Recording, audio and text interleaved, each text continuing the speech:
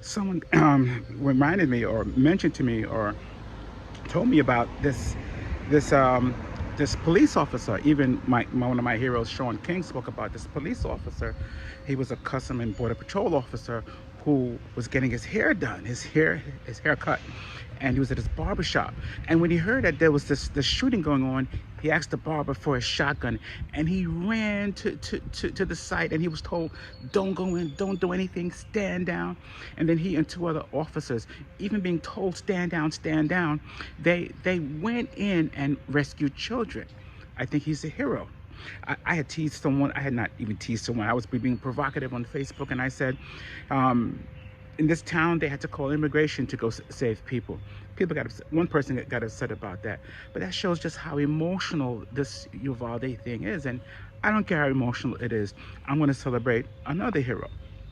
Other hero is a 10-year-old girl, and I think she's the greatest hero of all. Yes, there's the mother who rushed in and rescued her children. She drove 40 miles to rescue her children while the local police sat there. In any case, it's this 10-year-old. Her name was Chloe Torres. The Border Patrol person's name, and I want to give him his props, was Joseph Alvarado. Good guy.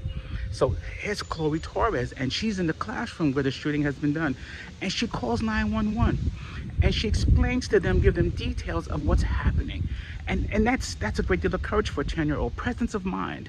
You see, sometimes we think being a hero or courage is being like Rambo-like, but sometimes it's just keeping a calm head. There's a great poem that if you can keep your calm while all the crowd is going crazy, you're great. I think that's what it says. And she was great because she kept her cool. She was on the scene, in the room with the killer, and she tells them, he shot my teacher, and she's still alive. Can you please have the police? And she's on there for about 20 minutes. She's a hero, because I don't know how many of us as adults could have done so. And again, this Uvalde thing was a tragedy, but it reminds me of the parable of the talents given by Jesus. And he said this rich man went away and he gave three servants each a talent. And in this situation, it fits, in my opinion, because the first servant, or Mr. Officer Alvarado, he was given the most, 5 talents to deal with. Officer Alvarado, had weaponry, and he went in and did what he's supposed to do.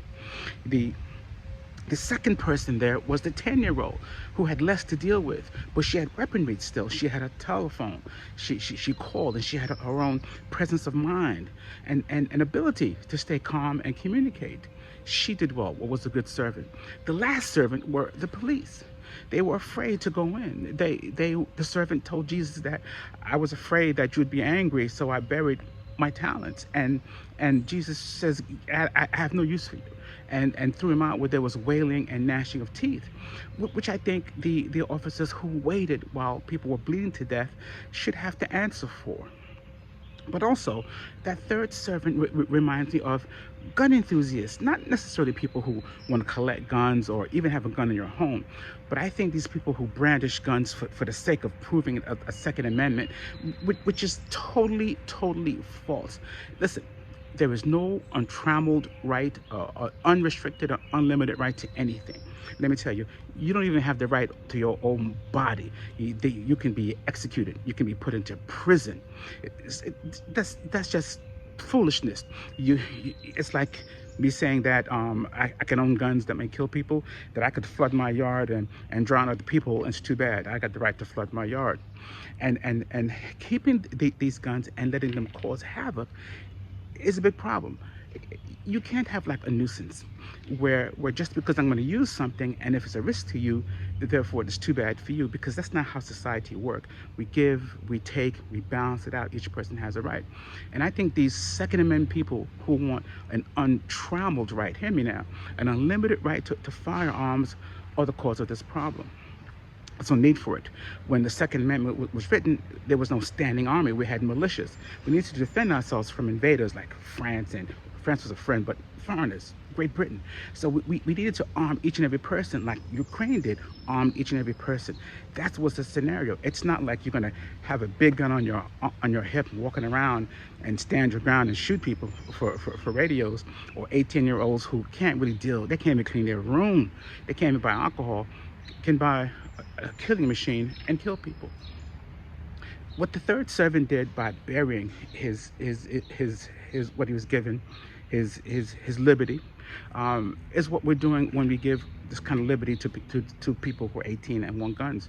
We're allowing them to bury us, to bury our children, and it just has to stop.